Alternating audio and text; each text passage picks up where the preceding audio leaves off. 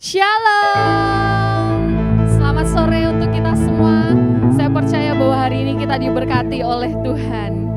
Kita mau bersama-sama datang kepada Tuhan dalam ibadah sore kita hari ini. Kita mau mencari wajah Tuhan. Kita mau bersyukur kepada Tuhan. Sebab hari-hari kita dipenuhi oleh kemurahan Tuhan. Mari kita bersama-sama berdoa, menyerahkan seluruh rangkaian ibadah kita di dalam Tuhan. Tuhan, kami sungguh mengucap syukur kepadamu Tuhan, oleh sebab kemurahan-Mu dalam kehidupan kami. Biarlah pada sore hari ini kami mau datang kepadamu Tuhan. Hati kami, mata kami, hidup kami mau tertuju hanya kepadamu Tuhan. Kiranya Tuhan memberkati ibadah kami menjadi ibadah yang diberkati Tuhan. Terima kasih Tuhan Yesus. Haleluya. Amin. Sebab hidup kita adalah hidup hanya oleh kemurahan Tuhan. Biarlah setiap hari-hari kita terus memuliakan nama Tuhan. Mata kita mau tertuju kepada Tuhan. Terima kasih Tuhan.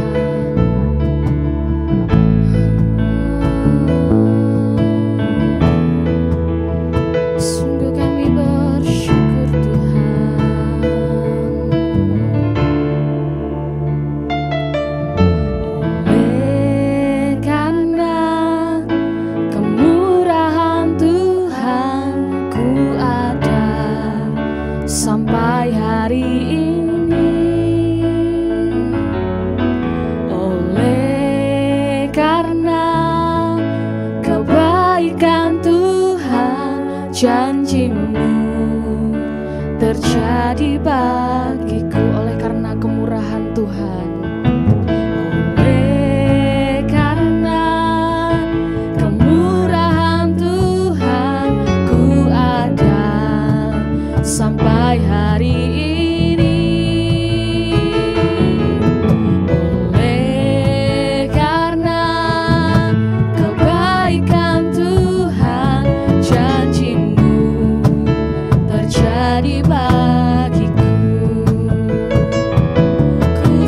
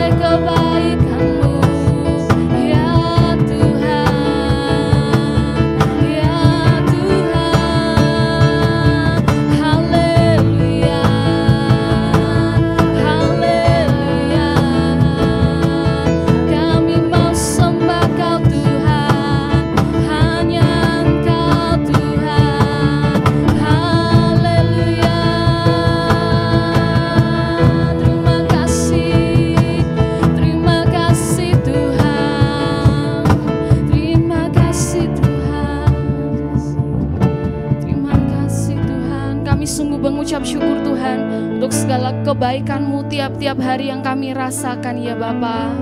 Kami mau lebih lagi mengucap syukur kepadamu Tuhan, melalui puji-pujian yang kami naikkan. Kami mau bersuka cita hanya untuk Engkau. Terima kasih Tuhan Yesus. Haleluya. Amin. Sebab Tuhan kita yang kita sembah adalah Tuhan yang baik dan teramat baik dalam kehidupan kita. Haleluya.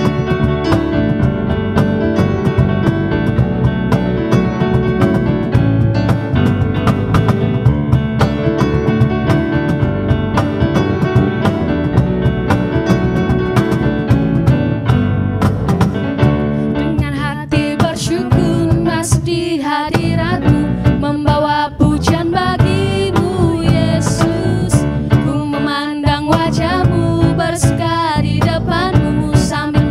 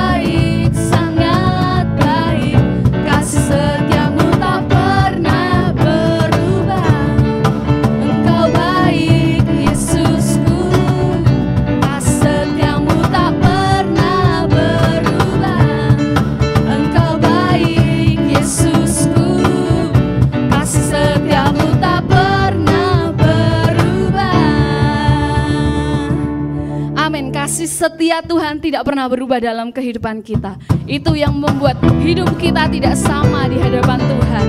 Haleluya. Sebab satu-satunya Allah yang kita sembah hanya Yesus Kristus namanya.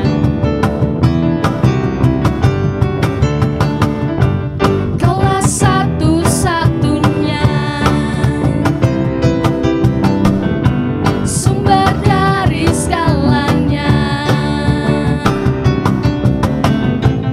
Kau kebenaran yang selalu ku pegang. Kau keyakinanku untuk bersinar terang. Yesus Tuhanku yang berkuasa atasku, hidupku takkan sembah. Ku tahu sungguh anugerah-Mu bagiku, hidupku takkan sembah.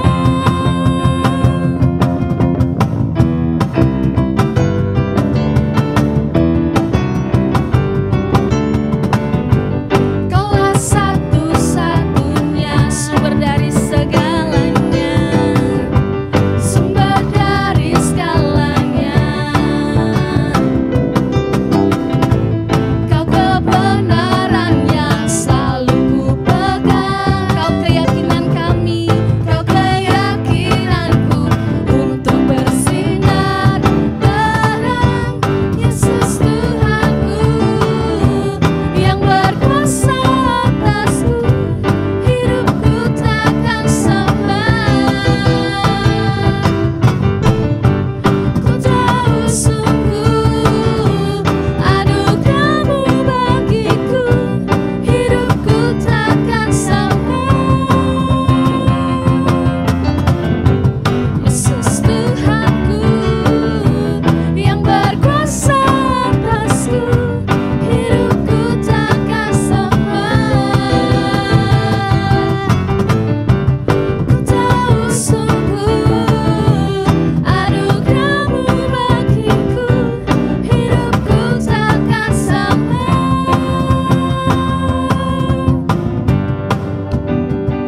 Haleluya, hidup kita tidak akan sama kalau kita mengikut Tuhan. Amin. Amin. Kita memberikan pujian kita yang terbaik hanya untuk Tuhan kita. Kita memberikan hormat, kemuliaan yang terbaik hanya untuk Yesus kita. Sebab hanya Dia yang layak kita sembah. Terima kasih Tuhan.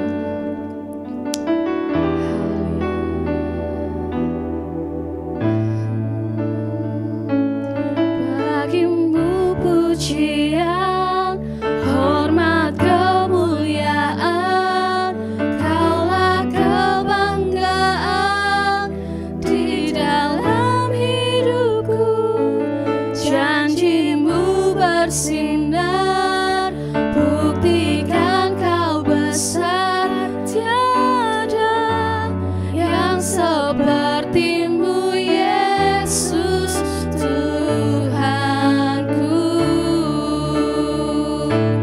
Bagimu pujian, hormat, kemuliaan. Kaulah kebanggaan di dalam hidupku. Janji-Mu bersinar, buktikan Kau besar. Tiada yang seperti-Mu, Yesus Tuhanku.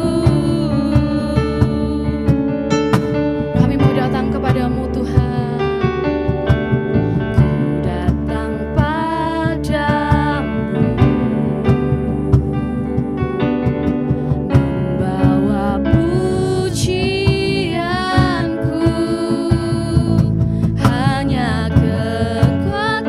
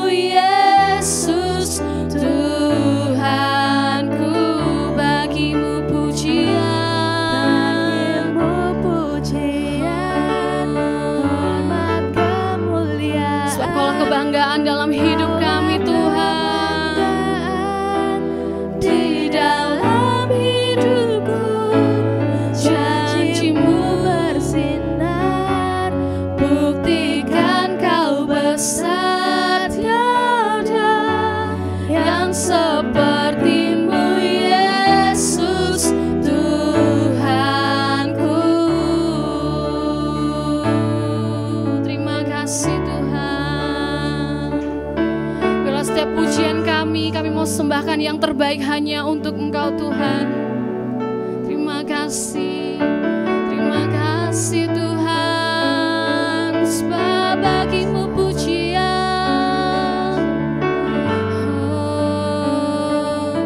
sebab hanya Kau yang layak kami sembah.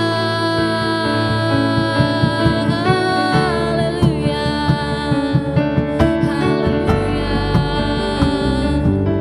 Terima kasih Tuhan.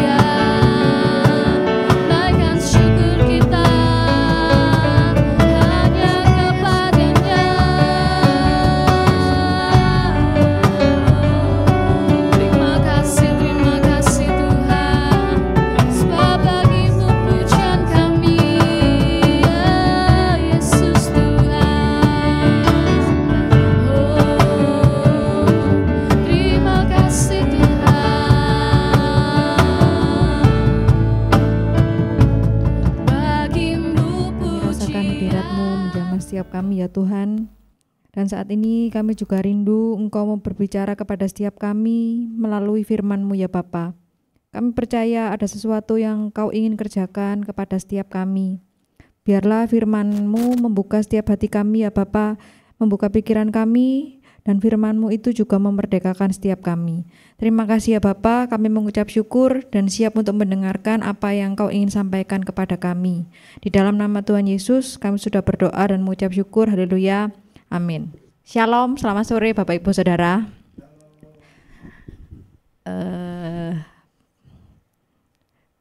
Kita kan sebagai sebagai manusia itu kan kadang tidak puas ya atas pencapaian kita gitu ya, dalam karir, dalam hubungan dengan orang. Nah, waktu itu saya sempat ada pertanyaan gitu keluar pada waktu saya kayak diem, kayak nganggur-nganggur gitu. Ada pertanyaan, bagaimana kondisi hubunganmu dengan Tuhan saat ini? Nah, pada beberapa waktu lalu kan lagi banyak yang dipikirkan. Nah, pada saat berpikir itu tiba-tiba keluar pertanyaan seperti ini, bagaimana kondisi hubunganmu dengan Tuhan saat ini? Dan saya merasa kalau hubungan saya dengan Tuhan itu beda sama dulu. Waktu saya baru cinta mula-mula, baru dibaptis, terus kemudian baru mendapat baptisan Roh Kudus, itu saya merasa beda. Lalu saya menemukan ada 5 tanda kalau ada yang salah dalam hubungan kita dengan Tuhan. Firman ini juga banyak berbicara kepada saya gitu ya. Kita buka poin yang pertama. Nah, itu poin yang pertama, tanda kalau kita itu hubungannya ada yang salah sama Tuhan, yaitu kita tidak rindu menyubai Tuhan ketika membaca firman-Nya. Jadi seperti yang dikatakan di Mazmur 119 ayat 103, betapa manisnya janjimu itu bagi langit-langitku, lebih daripada madu bagi mulutku. Nah, kalau hati kita sehat, firman Tuhan itu akan terasa manis. Kalau terasa manis kan kita kepingin baca terus kayak gitu ya. Tapi kalau kita mulai bosan, bahkan ogah-ogahan baca Alkitab, itu tanda hubungan kita mulai dingin. Nah, pada waktu itu saya juga kalau baca Alkitab tuh sekedar rutinitas. Jadi kalau begitu lihat Alkitab atau lihat berapa ayat sih hari ini, waduh kok banyak. Itu saya merasa ada yang salah berarti. Saya mulai tidak rindu kepada firman Tuhan. Nah, kemudian kan di Mazmur 1 ayat 2 sampai 3 itu dikatakan. Mazmur 1 ayat 2 sampai 3. Itu ditulis, tetapi yang kesukaannya ialah Taurat Tuhan, dan yang merenungkan Taurat itu siang dan malam. ayat 3, ia seperti pohon yang ditanam di tepi aliran air, yang menghasilkan buahnya pada musimnya, dan yang tidak layu daunnya, apa saja yang diperbuatnya berhasil. Nah, tadi di ayat 2 dikatakan, tetapi yang kesukaannya ialah Taurat Tuhan dan merenungkan Taurat itu siang dan malam. Nah, ayat ini kan menggambarkan kalau orang yang diberkati Tuhan itu sangat senang dengan firman Tuhan. Nah, jadi saya bertanya-tanya, nah, kamu kalau mulai bosan berarti kamu sudah mulai nggak suka sama firman, berarti ada yang salah. Itu yang saya alami waktu itu ya. Jadi saya mencatat, jika kita tidak merasakan kerinduan untuk membaca atau merenungkan firman Tuhan, itu bisa menjadi tanda bahwa ada yang salah dalam hubungan kita dengan Tuhan. Nah, firman Tuhan itu seharusnya menjadi sumber sukacita dan kekuatan buat hidup kita. Beda waktu saya dulu, pada waktu saya baru cinta mula-mula, rasanya pengen terus baca Alkitab karena pengen dengar apa sih yang Tuhan mau omongkan. Nah, itu saya mulai cek hati saya, jangan sampai saya ingat yang terdahulu menjadi terkemudian. Saya nggak mau kalau dulu saya itu pernah berapi-api, tambah lama api saya tambah padam. Jadi saya berusaha membangun lagi, saya berusaha minta sama Tuhan. Tuhan, aku mau roh haus dan lapar itu ada. Seperti yang dikatakan Raja Daud itu ya kan. Tidak usah dibuka ya. Raja Daud itu berkata di Mazmur 119 ayat 97 dikatakan, betapa ku cintai Tauratmu, aku merenungkannya sepanjang hari. Nah itu kita tahu ya, Daud itu sangat cinta banget sama firman Tuhan. Jadi Daud itu sampai ngomong, kalau gak ada firman Tuhan mending aku mati. Kayak gitu. Jadi kok bisa ya, saya penasaran kok bisa Daud ini seperti ini gitu. Lalu saya juga menemukan ada di Alkitab, kisah Alkitab ya, di dalam perjanjian lama, Raja Yoyakim itu tidak suka firman. Ketika Nabi Yeremia itu membacakan firman kepada Raja Yoyakim, kan kalau zaman dulu itu berupa gulungan-gulungan kitab. Raja Yoyakim nggak suka karena pada waktu Nabi Yeremia ini membacakan gulungan kitab itu menegur banget. Jadi apa yang dilakukan Raja Yoyakim? Raja Yoyakim membakar gulungan kitab itu. Nah berarti kan intinya Raja Yoyakim ini nggak suka akan firman Tuhan. Nah kemudian apa yang terjadi? Akhirnya pada zaman Raja Yoyakim, Yehuda ini mengalami kehancuran, jatuh ke dalam kehancuran. Itu loh akibatnya orang yang tidak suka firman, menolak firman. Kan kadang kita kalau baca firman itu ketika kita lagi sedih, firmannya ngena, Tuhan itu menghibur kita. Tapi kadang-kadang kalau kita itu sudah jauh dari jalan Tuhan, ayatnya tuh kayak menampar banget. Nah, kadang-kadang nggak enak, loh kok kayaknya nggak, kedagingan kita ini melawan. Tapi saya belajar ya, saya nggak mau seperti Raja Yoyakim. Karena kalau orang yang menolak firman Tuhan itu pasti akan mengalami kehancuran. Jadi saya diingatkan lagi bahwa mengabaikan firman Tuhan itu bisa berakibat fatal. Jadi coba cek ya Bapak Ibu. Kalau kita mulai tidak rindu, terus kita mulai menolak firman, itu jangan sampai ya, kita nanti bisa seperti Raja Yoyakim. Lalu kemudian ini anak saya juga seperti itu ya. Kalau suruh baca Alkitab tiap hari itu kayak dipaksa, harus dipaksa dulu. Tapi kalau main game nggak usah disuruh, langsung diambil itu infonya. Makanya sampai mikir kok bisa ya, anak zaman sekarang itu lebih tertarik dengan video game, kemudian dengan video-video di YouTube, kayaknya lebih menarik itu. Tapi kalau waktu disodori Alkitab, ayo baca renungan ini loh. Kan setiap hari di kelasnya dia ada renungan, tak suruh baca. Itu kadang-kadang masih kayak dipaksa dulu, kadang-kadang juga sempat diomeli, tapi ya saya tetap berusaha, ayo kamu harus baca, suka nggak suka kamu harus baca, kalau enggak nanti kamu mengalami kehancuran seperti Raja Yoyakim. Nah ketika saya bilang seperti itu sama anak saya, itu saya juga bicara kepada diri saya sendiri, kalau kamu males ya itu nanti jangan sampai, nanti kamu akan mengalami seperti yang dialami oleh Raja Yoyakim, membakar gulungan kitab, kerajaannya mengalami kehancuran. Jadi makanya sebelum membuka dan membaca Alkitab, mintalah Tuhan berbicara kepada kita melalui firman-Nya. Kan kita seneng ya kalau kita baca Alkitab, tiba-tiba kayak ada ayat, waduh mengingatkan, terus kemudian menghibur. Jadi kalau kita minta sama Tuhan, kita berdoa sebelum kita membuka dan membaca Alkitab, pasti kita mendapatkan paling tidak satu itu ayat yang berbicara sama kita. Nah, dan mohonkanlah juga agar kita dapat menyelami serta memahami hatinya. Jadi saya mulai ubah doa saya gitu ketika mulai baca Alkitab. Biasanya saya doa supaya bertumbuh, supaya berbuah. Tapi saya mulai tambahkan kata-kata Tuhan, aku mau melalui pembacaan Alkitab ini aku mengerti apa yang kamu mau, aku mengerti hatinya Tuhan. Seperti itu ya. Jadi yang pertama yaitu tanda hubungan kita ada yang salah sama Tuhan, yaitu kita tidak rindu menjumpai Tuhan ketika membaca firman-Nya. Jadi seperti yang ada di gambar tuh ya, kayak bosen gitu loh, flip itu mukanya bosen banget. Itu juga pernah saya alami, terutama ketika baca kitab masuk yang imamat, bilangan tuh jujur saya akui ya bosen, tapi dari situ saya belajar apa ya, untuk setia gitu, meskipun nggak enak tapi harus tetap dilakukan, harus tetap baca firman. Poin yang kedua, tanda yang kedua adalah iman kita lebih banyak dibentuk oleh media sosial ketimbang firman Tuhan itu sendiri. Di Roma 12 ayat 2 dikatakan, janganlah kamu menjadi serupa dengan dunia ini, tetapi berubahlah oleh pembaharuan budimu.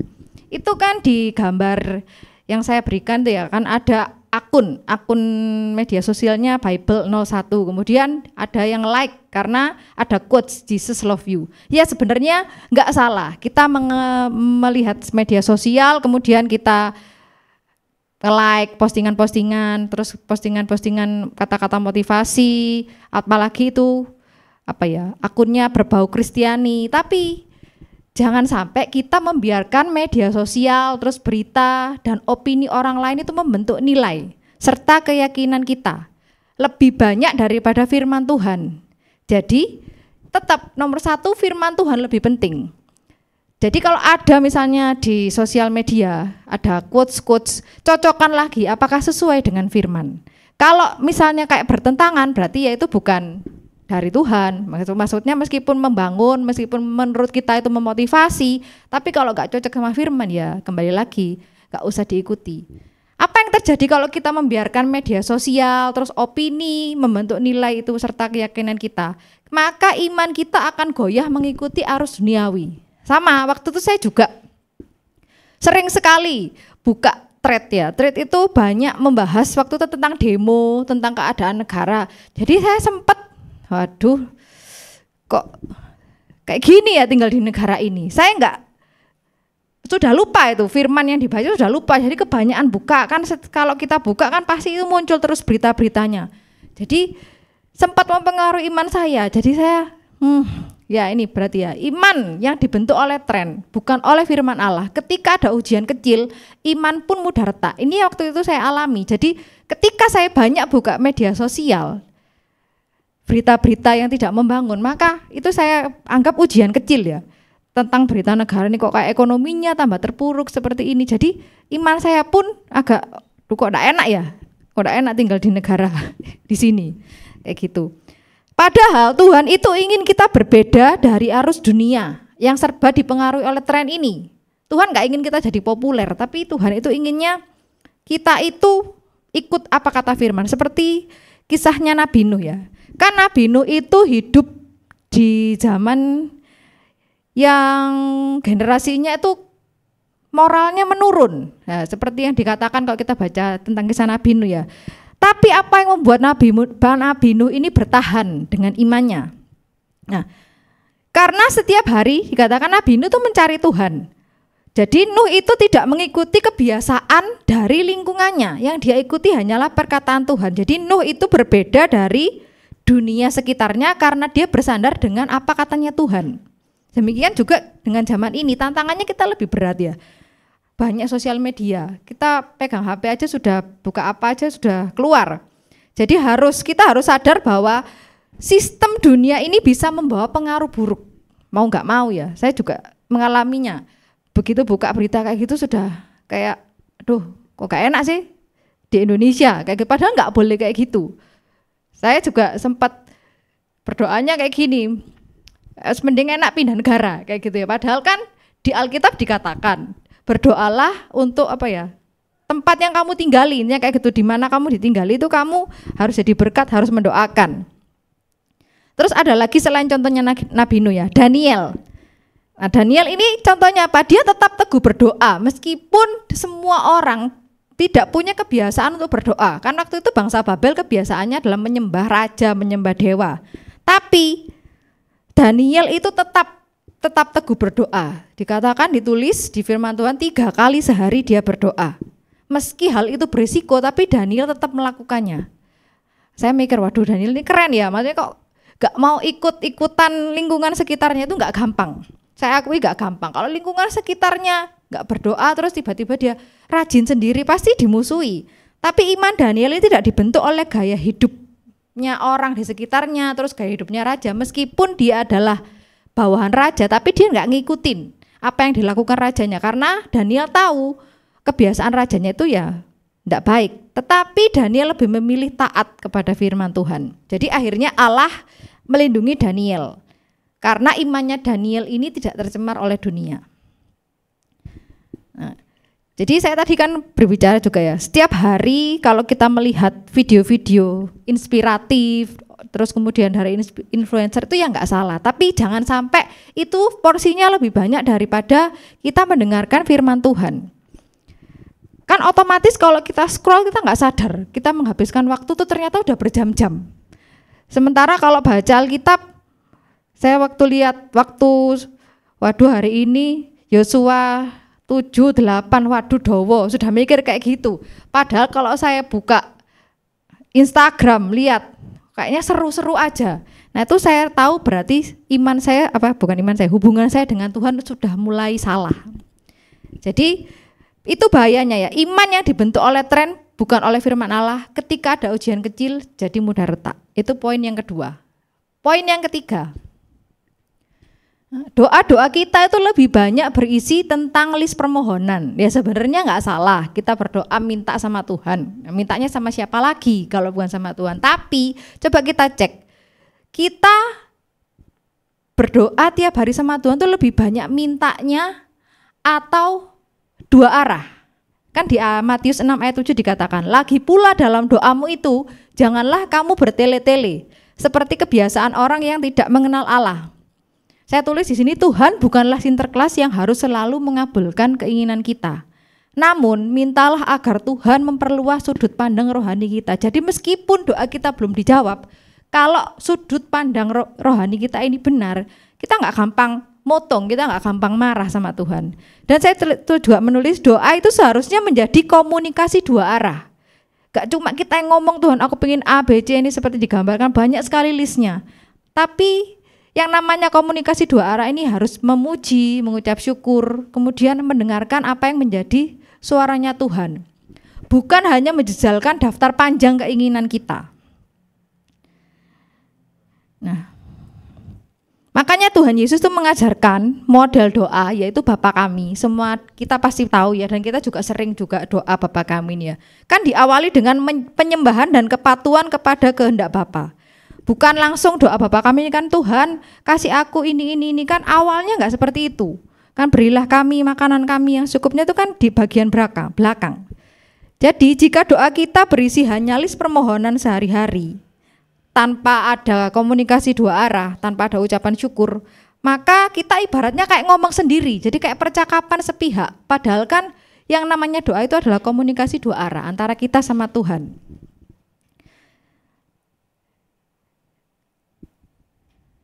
Nah, kalau apa yang terjadi kalau kita hanya komunikasinya secara sepihak, kayak tadi saya sampaikan, kita hanya minta sama Tuhan tanpa kita memuji, mengucap syukur. Lama kelamaan kita itu, doa kita itu hampa. Jadi kita merasa kayak jauh sama Tuhan karena hanya kita tok yang ngomong. Kita nggak membiarkan Tuhan itu berbicara sama kita. Itu yang poin yang ketiga ya. Sekarang poin yang keempat. Kita merasa cukup hanya dengan mendengar kesaksian iman orang lain. Jadi mendengar kesaksian iman orang lain itu enggak salah, ya juga membangun iman kita. Tetapi jangan sampai kita hanya puas mendengar kesaksian orang lain. Kita harus menghidupi iman itu sendiri. Enggak ada gunanya ya cuma terinspirasi oleh orang lain, kemudian cuma terinspirasi aja, tapi kita enggak melakukan tindakan nyata dalam kehidupan kita. Seperti dikatakan di Yakobus 2 ayat 17, demikian juga halnya dengan iman. Jika iman itu tidak disertai perbuatan, maka iman itu pada hakikatnya adalah mati. mendengar kesaksian iman orang lain di gereja itu memang membangun, tetapi seperti yang saya sampaikan tadi, iman itu harus dihidupi sendiri. Jadi nggak ada yang salah ya dengan mendengar kesaksian orang lain dan menjadikannya pelajaran. Tapi yang pertama dan utama, tetap mencari Tuhan di dalam firman-Nya. Di Alkitab itu ada ceritanya ketika Paulus berkunjung ke gereja di Tesalonika. Paulus itu memuji jemaat di Tesalonika karena apa? Karena telah menjadi teladan bagi semua orang percaya. Kenapa kok bisa menjadi teladan? Karena mereka itu bekerja nyata. Mereka nggak hanya pasif mendengar. Mereka nggak cuma mendengar kesaksian orang lain, tetapi mereka mewujudkan perbuatan imannya dengan mengasihi.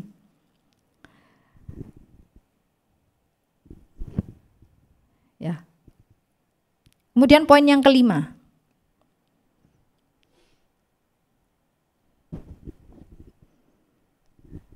Kita membatasi waktu bersama Tuhan pada waktu-waktu tertentu saja. Jadi kayak pingin cepet-cepet dan selesai gitu loh. Kemudian ada beberapa dari kita mungkin berpikir seperti ini ya. Seringkali kita merasa cukup hanya bersekutu dengan Tuhan pada saat ibadah minggu atau ibadah tengah minggu. Padahal persekutuan itu penting setiap hari ya, bukan hanya saat pertemuan ibadah resmi. Ini saya mau bacakan di Ibrani 10 ayat 25. Janganlah kita menjauhkan diri dari pertemuan-pertemuan ibadah kita, seperti dibiasakan oleh beberapa orang. Tetapi marilah kita saling menasihati dan semakin giat melakukannya menjelang hari Tuhan yang mendekat. Saya mau bahas lagi tentang kisahnya Daniel ya tadi ya. Kan tadi saya bilang Alkitab mencatat kalau Daniel itu berdoa tiga kali sehari. Bahkan ketika berada di lingkungan orang yang nggak berdoa, Daniel tetap berdoa. Kita coba buka di Daniel 6 ayat 10.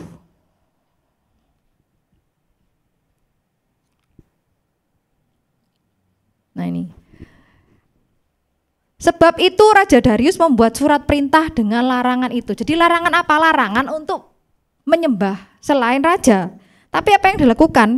Daniel tetap melakukan kebiasaannya itu. Dia tidak menganggap doa sebagai ritual ya, ritual sesaat, melainkan kehidupan sehari-hari harus dihidupi, tidak dibatasi oleh waktu tertentu, tidak dihalangi oleh siapapun. Kemudian Rasul Paulus juga mengingatkan jemaat di Kolose untuk selalu bertekun di dalam doa, di Kolose 4 ayat 2. Ini Paulus berbicara kepada jemaat di Kolose, bertekunlah dalam doa dan dalam pada itu berjaga-jagalah sambil mengucap syukur. Dan Tuhan Yesus juga mengajarkan di Markus 1 ayat 35. Markus 1 ayat 35. Pagi-pagi benar, waktu hari masih gelap, ia bangun dan pergi keluar. Ia pergi ke tempat yang sunyi dan berdoa di sana. Nah, jadi dari ayat-ayat ini kita belajar bahwa waktu bersama Tuhan itu seharusnya ada terus di dalam hati kita gitu ya. Tidak terbatas karena kesibukan kita yang padat. Terus oleh apa ya, kayak tadi Daniel, oleh peraturan-peraturan.